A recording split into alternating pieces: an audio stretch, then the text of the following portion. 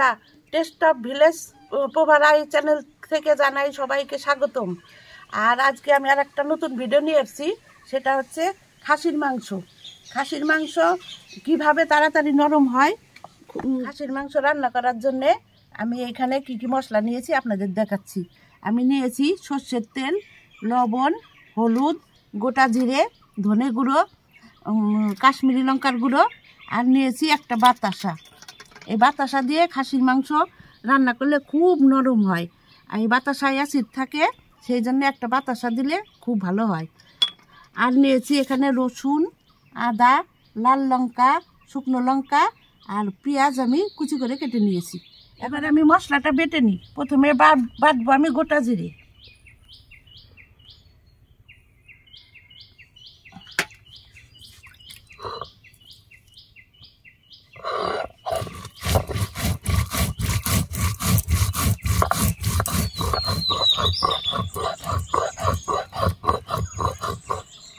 হয়ে গেছে জিরে বাটা, এবার তুলে নেবো এটা।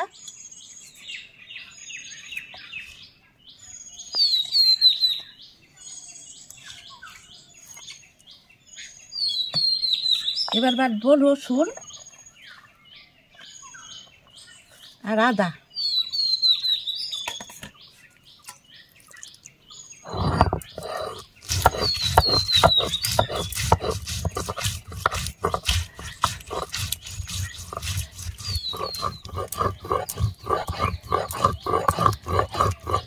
হয়ে গেছে রসুন আর আদা বাটা।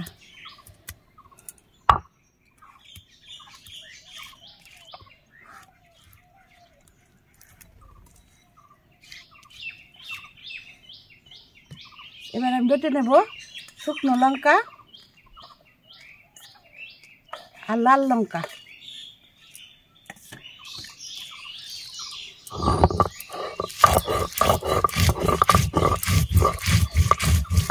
মশলা বেটে রান্না করার স্বাদই আলাদা, খুব টেস্টি হয় তরকারি।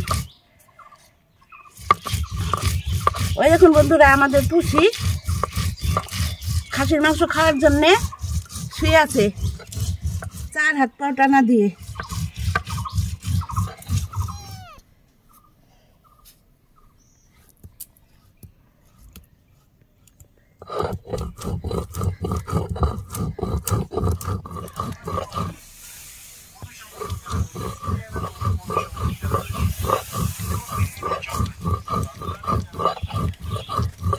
হয়ে গেছে লঙ্কা বাটা, খুব মিহি করে বেটে নিয়েছি।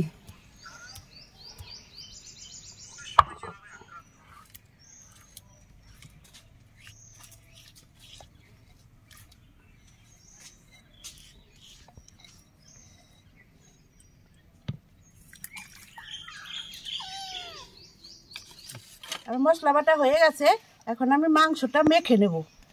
আমি মাংসটা মাখার জন্য এখানে দিয়ে দিচ্ছি পেঁয়াজ, অল্প অল্প সব দিয়ে দেব, লবণ, হলুদ, আর দিচ্ছি ধনে গুঁড়ো আর কাশ্মীরি লঙ্কার গুঁড়ো আর এই বেটে রাখা মশলা। হাফ দেবো, হাফ রেখে দেবো। আর দিয়ে দিচ্ছি একটু সর্ষের তেল।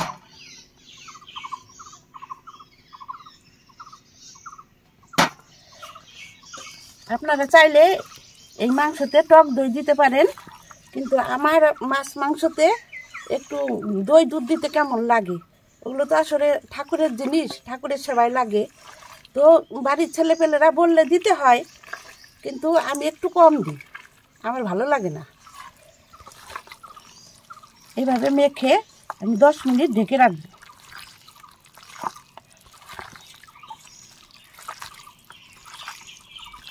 হয়ে গেছে মাখা, এখন আমি ঢেকে দিচ্ছি।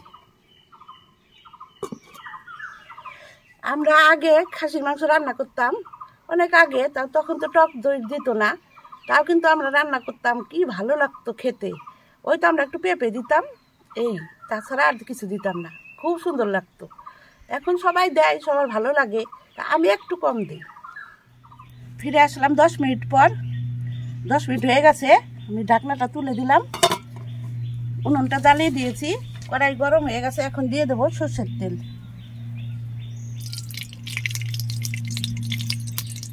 মাংসে তেল দিয়েছি, আমি একটু অল্পই দেবো তেল। দিয়ে দিচ্ছি গোটা জিরে,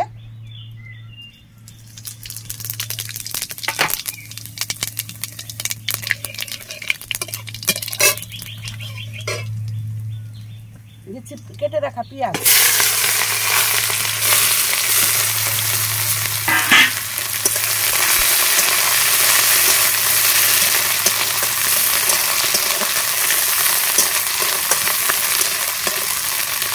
আর এই বাটা মশলাটার মধ্যে আমি একটু হলুদ,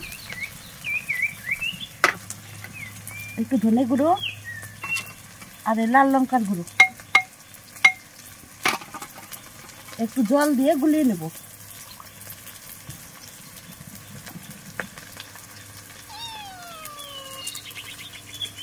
এটা আমি দিয়ে দিচ্ছি।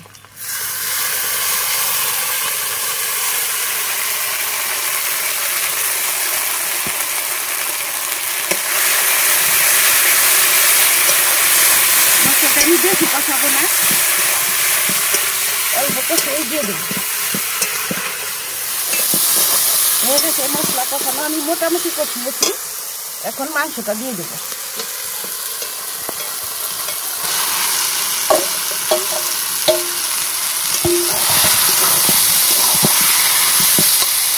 আর তেজপাতাটা আমি কাঁচা দেবো।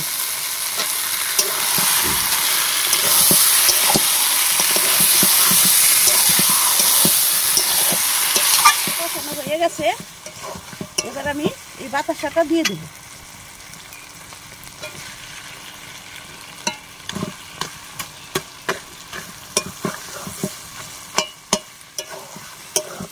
হয়ে গেছে কষানো, তেল ছেড়ে দিয়েছে মশলার থেকে। এবার আমি দিয়ে দেবো জল।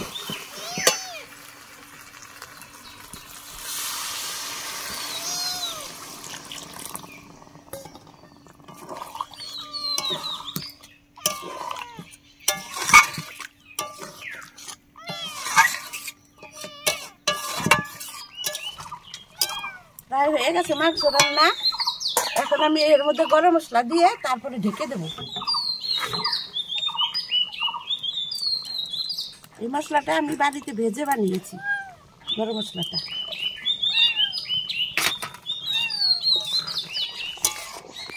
হয়ে গেছে, এবার গরম মশলা দিয়েছি। এবার আমি একটু ঢেকে দেবো। এরকম উনানের উপর ঢেকে আমি 5 থেকে 7 মিনিট রাখবো, তারপরে আমি নামিয়ে দেবো। আমাদের পশুর খিদে পেয়ে গেছে, পাগল হয়ে গেছে খাওয়ার জন্য। দাঁড়া, হয়ে গেছে হয়ে গেছে হয়ে গেছে 7 মিনিট। এবার আমি নামিয়ে দেবো।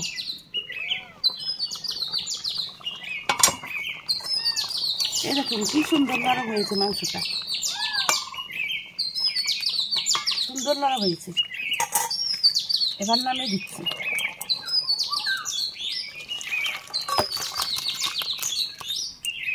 হয়ে গেছে আমার রান্না করা।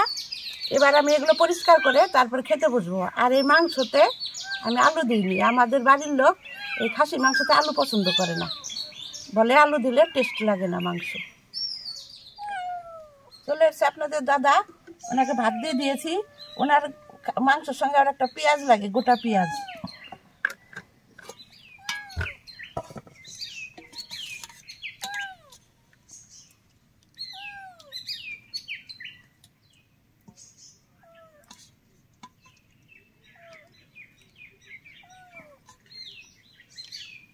দেখো কি কেমন হয়েছে।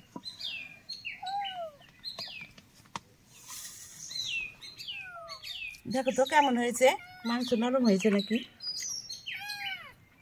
খুব সুন্দর নরম হয়েছে, ভালো হয়েছে, খেতে খুব সুস্বাদু হয়েছে।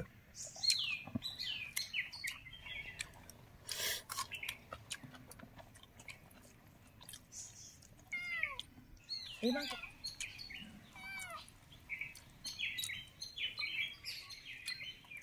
দেখো তো এই মাংসটা নরম হয়েছে নাকি?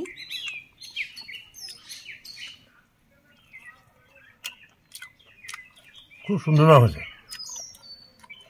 ভিডিওটা কেমন লাগলো কমেন্টে জানাবেন। এদিকে পুষি খাওয়ার জন্য ব্যস্ত হয়ে গেছে। খেলে খেলে খেলে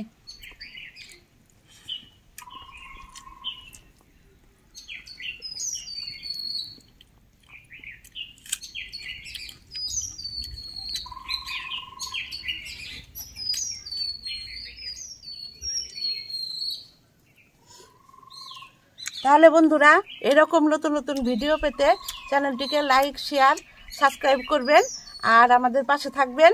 আর এই ভিডিওটা অনেক ধৈর্য ধরে দেখার জন্য অনেক অনেক ধন্যবাদ। তাহলে এখন আসি, বাই।